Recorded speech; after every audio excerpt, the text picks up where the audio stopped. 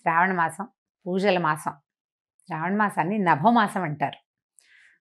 శ్రావణ భాద్రపదాలు వర్ష ఋతువు కాబట్టి ఇలాంటి పేరుతో చెప్తారనమాట. అయితే ఈ వర్షాకాలం కావటం వల్ల ప్రకృతి పరమ శోభాయమానంగా ఉంటుంది, ప్రశాంతంగా ఉంటుంది. కొంచెం వానలు అడ్డం వచ్చినప్పటికీ షాపింగ్లకి పూజలకి పెద్దగా ఇబ్బంది ఏమి ఉండదు. మన దారిని మనం చేసుకుంటూ ఉండొచ్చు. శ్రావణ మాసానికి ముందు వచ్చిన ఆషాఢంలోనే దక్షిణాయనం ప్రారంభమైంది. దక్షిణాయనం ఉపాసనా కాలం, పూజలు ఎక్కువ చేయాల్సిన రోజులన్నమాట ఇవి.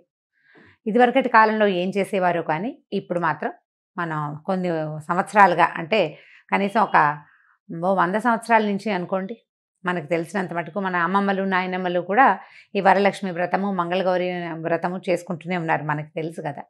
అయితే ఈ పూజలు చేయగలిగేటువంటి ఈ రోజుల్లో పూజ ఎవరికి చేయాలి, అసలు పూజ ఎందుకు అనే దాని మీద కొంచెం ఆలోచిద్దాం. శ్రావణ మాసం లక్ష్మీ మాసం అని చెప్పుకుంటాం కదా.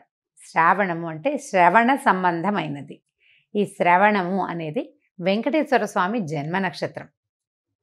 కలియుగంలో కలవు వెంకటనాయక అంటారు. కలియుగానికి వెంకటనాయకుడే ప్రధాన దైవం.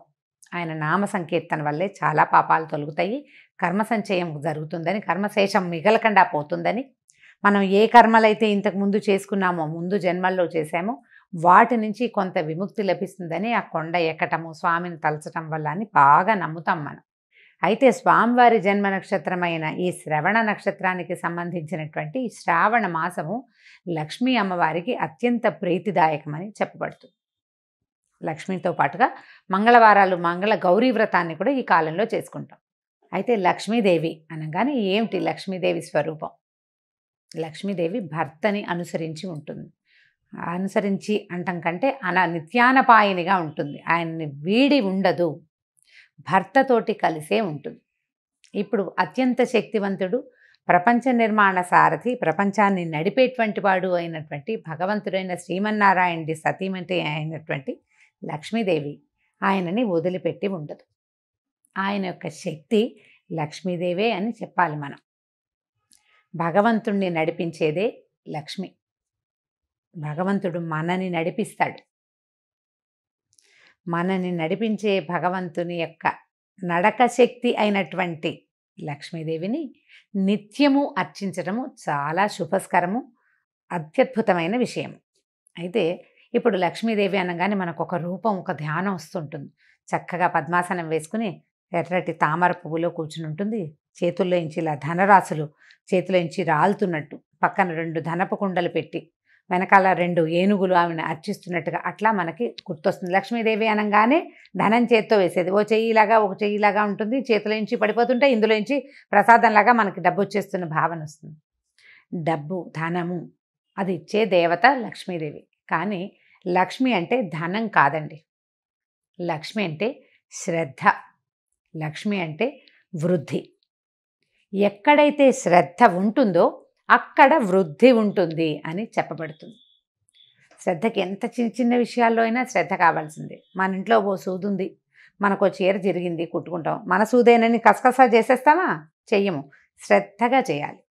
అప్పుడు చెయ్యి తెగదు, చేతిలో గుచ్చుకోదు, వస్తువు సజావుగా అవుతుంది మనం చేస్తున్న పని. ప్రతి విషయంలోనూ ఇటువంటి శ్రద్ధే కావాలి. చూడండి, ఒక అరటిపండు తింటున్నాం, అరటిపండు జారి కింద పడిపోయింది, కళ్ళకత్తుకుని తీసి నోట్లో వేసుకుంటామా? కింద పడిపోయిందని పడేస్తాం. అదే ఒక 100 రూపాయల నోటు, ఒక రూపాయి బిళ్ళ కనీసం కింద పడింది అనుకోండి, ఏం చేస్తాం? బురదలో పడితే కడుక్కుంటాం. కాగితం కనుక బురదలో పడితే అలాగా తుడుచుకుంటాం, కళ్ళు కత్తుకుంటాం. అమ్మో మహాలక్ష్మ కోపం వస్తుంది అని. ప్రతిదాన్ని ఇదే శ్రద్ధగా తీసుకోవాలి. నీ యందు ఉన్న శ్రద్ధే లక్ష్మీ అనుగ్రహం. మనకి ప్రతి విషయంలోనూ లక్ష్మీదేవి అనుగ్రహం కావాలి. ఎక్కడెక్కడ కావాలి చూడండి. తెల్లవారి నిద్ర లేవడానికి అక్కడి నుంచి మొదలు పెడితే ప్రతి విషయము, ప్రతి దాంట్లోనూ నీకు ధైర్యం కావాలి, దానికి లక్ష్మీదేవి అవసరం. నీకు జ్ఞానం కావాలి, విద్యాలక్ష్మి అవసరం. నీకు ధనం కావాలి, ధనలక్ష్మి అవసరం. ధాన్యం పంటలు పండిస్తున్నావు, ధాన్యలక్ష్మి అవసరం. మన దగ్గర 4 ఆవులు ఉన్నాయి, పాడి పంట వృద్ధి చెందాలి, అక్కడ కావాల్సిన లక్ష్మి గోలక్ష్మి, గోమాలక్ష్మి, ఆవిడ సహకారం ఉండాలి. ధాన్యలక్ష్మితో పాటు పంటలు బాగా పండాలంటే సస్యలక్ష్మి కావాలి. ప్రతి చోట ఉండే సమృద్ధి సరి అయినదే లక్ష్మీ అవతారం. అటువంటి లక్ష్మిని సాకారంగా పూజించేందుకే ఈ శ్రావణ మాసాన్ని నిర్ధారించారు. సాకారంగా పూజించాలి అంటే మనం చక్కగా ఒక కలశం పెట్టుకుని ఆ కలశానికి చక్కగా అలంకారం చేసుకోవటం, మామిడి మండలు వాటితోటి అలంకరించుకోవటం, మామిడాకులతో అలంకారం చేసి ఒక కొబ్బరికాయ పెడతాం, దానికి ఒక వస్త్రధారణ చేస్తాం కలశానికి. కలశంలో లక్ష్మీదేవిని ఆవాహన చేసుకుంటాము. ఓ చిన్న ప్రతిమ ఏదైనా పెట్టుకుంటాము. కొద్దిగా బంగారమైన శ్రావణంలో కొనుక్కోవాలనుకుంటాము. ఈ బంగారం వృద్ధవుతుందన్న నమ్మకంతో, శ్రద్ధతోటి కొన్న వస్తువు వృద్ధవుతుంది, అదే పాయింట్. ఇట్లా మనం ప్రతి సంవత్సరము చేస్తే బోల్డ్ సంవత్సరాలు గడిచే కొందికి బోల్డ్ బంగారం తయారవుతుంది. అయితే ఏటా వచ్చే పూజకి పెద్దగా చెప్పుకునేందుకు ఏమీ ఉండదు.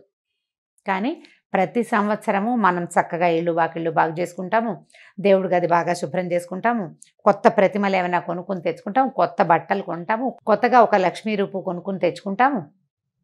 పుట్టింటి వాళ్ళు ఇస్తారు, అత్తవారింటి వాళ్ళు ఇస్తారు. ఎవరికైనా ఏదైనా ఇవ్వదలుచుకుంటే శ్రావణ మాసంలో ఇస్తే ఫలితం బాగుంటుంది. బోలెడన్ని తెలుస్తూ ఉంటాయి. ఈ మార్గంలోనే నిత్యము లక్ష్మీ ఆరాధన చేయడానికి ఈ నెల రోజులు అత్యంత శ్రేష్టమైనవి.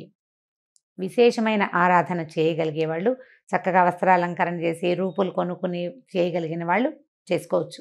ఒకవేళ చేయలేని వాళ్ళు ఏం చేయాలి? లక్ష్మీ ఆరాధనకి మన ఇంట్లో ఉన్న పాత పటం కూడా పనికొస్తుంది. చక్కగా పటం తుడుచుకోవటం, అమ్మవారికి కొంచెం పసుపు గంధం పెట్టి బొట్టు పెట్టడం, తర్వాత ఒక దీపారాధన చేసుకోవటం, 4 పువ్వులతోటి అర్చన చేసుకోవటం, లక్ష్మీ అష్టోత్తరం లాంటివి చదువుకోవటం. అష్టోత్తరం అంత పెద్దది రాదు. ఇంద్రుడు చేసినటువంటి మహాలక్ష్మి అష్టకం 10 శ్లోకాలు ఉంటాయి, చిన్నదే. ఆ 10 శ్లోకాలు చదువుకోవటం. అంత పెద్దది రాదండి మాకు, ఒక్క శ్లోకం వచ్చు. లక్ష్మీ క్షీర సముద్ర రాజతనయాంతోటైనా సరే ఆ శ్లోకం చదువుకుని అమ్మవారికి శ్రద్ధగా పువ్వులు సమర్పించి, బెల్లం ముక్క పంచదార దగ్గర నుంచి మీరు రవ కేసరి వరకు ఏది చేసి పెట్టినా సరే శ్రద్ధగా చేసి అమ్మవారికి నివేదన చేసుకోండి. ఈ నెల రోజులు ఇలా శ్రద్ధగా ఆరాధించిన వాళ్ళకి అన్ని విధాల సర్వతోముఖాభివృద్ధి లభిస్తుంది. బాగా సాంగంగా చేయగలిగిన విధానంతో చేసుకోగలిగిన వాళ్ళు చేసుకుంటారు. చేసుకోలేకపోయినా కూడా మాకు రాదు కాబట్టి మేము చేయలేము అన్న భావన పడద్దు. అసలు పూజకి రావడం కాదు కావాల్సింది, శ్రద్ధ కావాలి.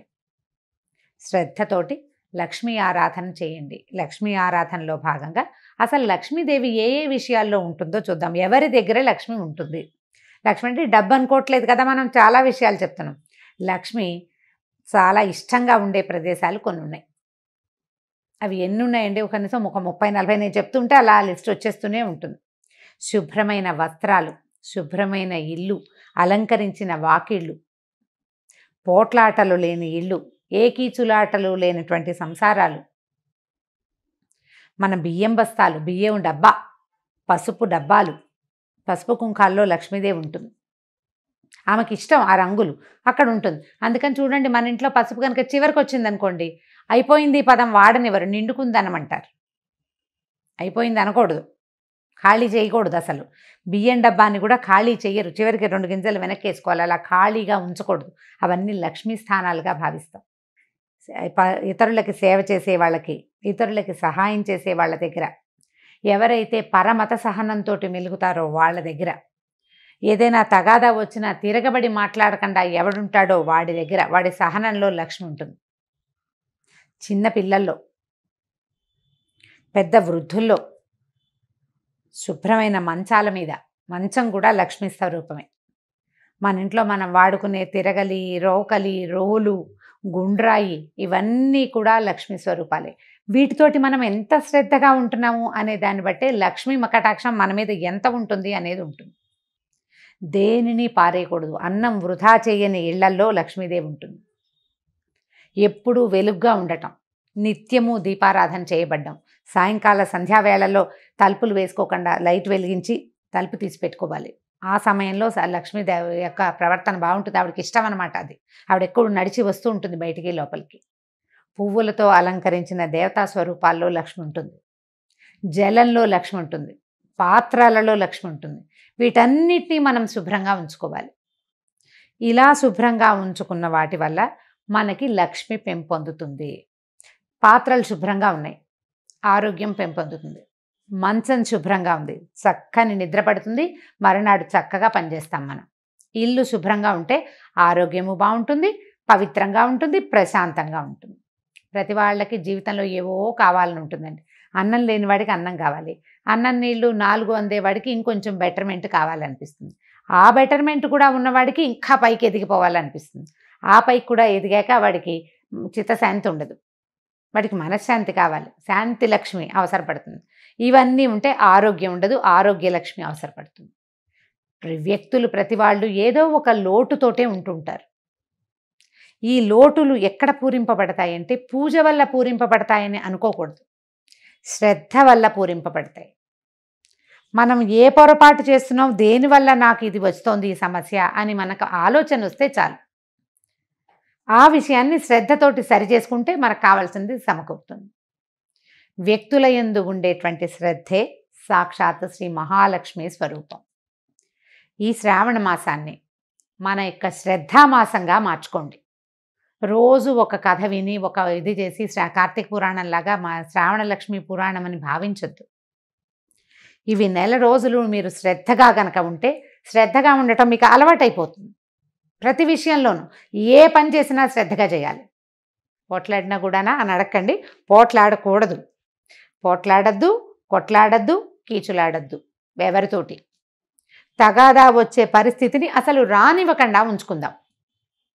ఈ నెలని శ్రద్ధామాసంగా భావించి ఈ నెల రోజులు ఒక దీక్షలాగా దీన్ని చేపట్టండి. ఆ తర్వాత మన ఇళ్లలో సమస్యలు తగ్గిపోతాయి. అత్తగారులతోటి కానీ, భర్తలతోటి కానీ, ఆడపడుచులతోటి కానీ, పిల్లలతోటి కానీ సమస్యలు ఉండవు. ఒకవేళ మనం ఆఫీస్లో పనిచేస్తుంటే ఆఫీసు వాళ్ళతోటి కూడా మనకు సమస్యలు తగ్గిపోతాయి. శుభ్రత, జాగ్రత్త పెరిగితే ఆరోగ్యం పెంపొందుతుంది. మీరు రోజంతా ప్రశాంతంగా ఉండి శ్రద్ధగా ప్రశాంతంగా ఉండడానికి ప్రయత్నం చేస్తే ఆరోగ్య సమస్యలన్నీ తగ్గుతాయి, చిత్తశాంతి ఆటోమేటిక్గా వచ్చేస్తుంది. ప్రయత్నించి మొత్తం మామ్స్ అందరూ కనుక దీనికోసం ట్రై చేస్తే ఆటోమేటిక్గా డాడ్స్ అండ్ కిడ్స్ ట్రై చేస్తారు. తప్పకుండా ప్రయత్నించండి. కనీసం అయ్యో ఇవాళ చేయలేకపోయాను రేపైనా చేద్దాం అని అనుకోండి. ఇవాళ పోట్లాడేసేయాల్సి వచ్చింది, లేదా గొడవ పడాల్సి వచ్చింది, లేదా ఏదో వస్తువు పడిపోయింది, పగిలిపోయింది, పాలు విరిగిపోయినాయి, ఇలా అజాగ్రత్తలు బోల్డన్ అవుతాయి కదా, వాటన్నిటినీ సరి చేసుకునేందుకు ట్రై చేయండి. ఇవాళ పొద్దు నుంచి మనం ఆలోచించాలి. పాలు పొంగిపోకూడదు, జ్ఞాపకం పెట్టుకోండి. పాలు పొంగకూడదు, మన వేళ్ళు గీళ్ళు తెక్కకూడదు, మనం కాలుజారి పడిపోకూడదు, జాగ్రత్తగా ఉండాలి. అన్నం వృధా కాకూడదు, ఏ వస్తువు వృధా కాకూడదు. జాగ్రత్తగా శ్రద్ధగా కనుక చేస్తే ఈ శ్రావణ మాసం తాలూకు ఎఫెక్టు సంవత్సరం అంతా ఉంటుందండి. ఇది పూర్తిగా మన జీవితాలని బాగు చేస్తుంది.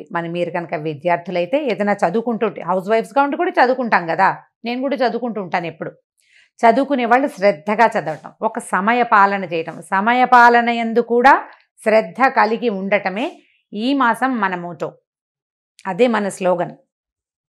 శ్రావణాన్ని శ్రద్ధగా మార్చుకోండి, దానికోసం ప్రయత్నం చేయండి. ఈ మాసంలో చేయవలసిన చిన్న పూజలు వ్రతాలు ఉన్నాయి కదా, ఎవరి వ్రతాలు పూజలు చేసుకుంటారు. శ్రావణ మంగళవారము శుక్రవారము కూడా మిమ్మల్ని మళ్ళీ కలుసుకోవడానికి ప్రయత్నం చేద్దాం. అయితే ఈ శ్రావణ మాసం సోమవారంతో మొదలవుతుంది. ఈ సోమవారం విధి విధానం ఏమిటో కూడా మళ్ళీ చెప్పుకుందామండి. శ్రావణాన్ని శ్రద్ధగా ఆచరించండి. నమస్కారం.